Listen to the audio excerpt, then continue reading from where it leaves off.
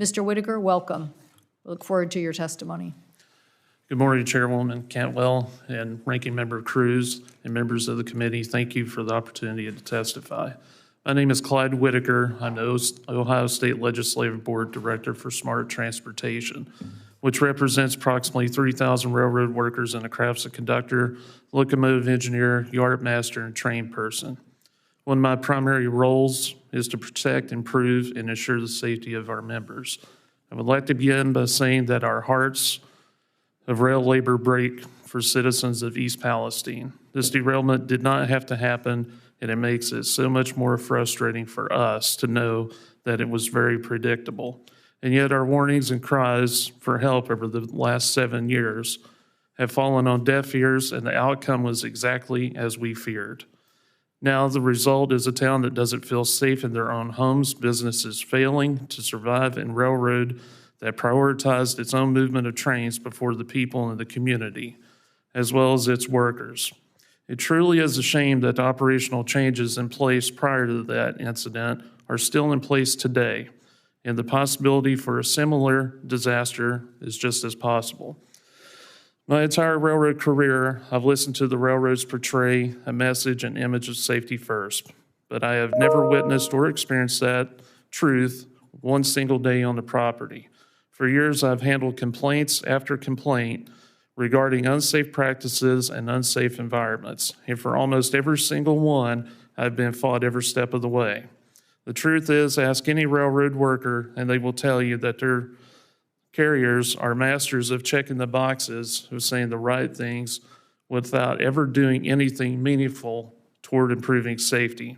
Their only focus is on the operating ratios and bottom lines, which is evidenced by the fact that their bonus structures are set up to reward timely movements of freight rather than reaching destinations safely as they once were. Actions do speak louder than words, and I assure you that what you have heard and will hear from the railroads today are nothing more than words. Their actions are what's experienced by men and women I represent, as well as what the people of East Palestine have been through. This is the reality of what happens when railroads are primarily left to govern and regulate themselves. To that point, on July 11, 2022, I filed a complaint with the FRA regarding an unsafe practice that was occurring on Norfolk Southern. Despite existing operating rules to the contrary, NS was giving instructions to crews to disregard wayside detector failures and to keep their trains moving. This meant that trains were not being inspected as intended and that the crews were not able to ascertain the integrity of such trains. This practice remained in place even after East Palestine, but these types of issues aren't just relegated to wayside detectors.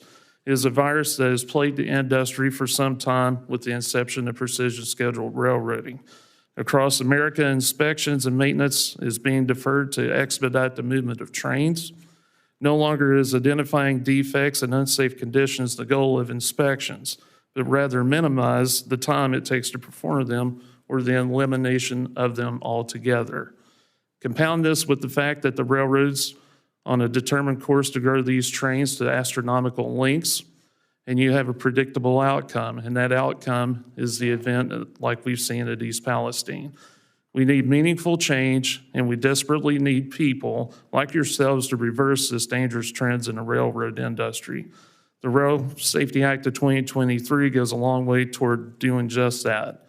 As we sit here today, the railroads are attempting to eliminate the conductor from the cab of a locomotive. They want you to believe that technology is capable of replacing the role of conductor.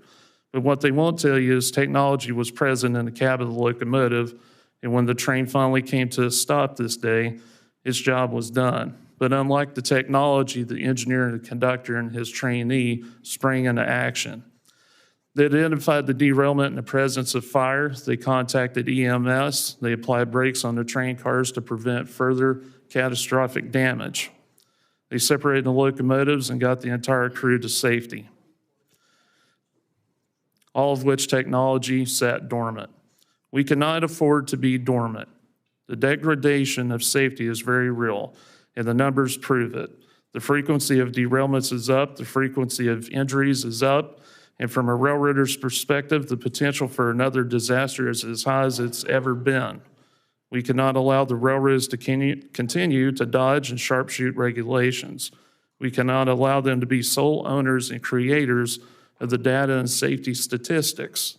And we cannot allow them to prioritize revenue over profit. Oversight is desperately needed before the next big one happens. I thank you for allowing me to testify here today, and I look forward to any questions you may have. Thank you, Mr. Whitaker. Very much appreciate you being here and your statement.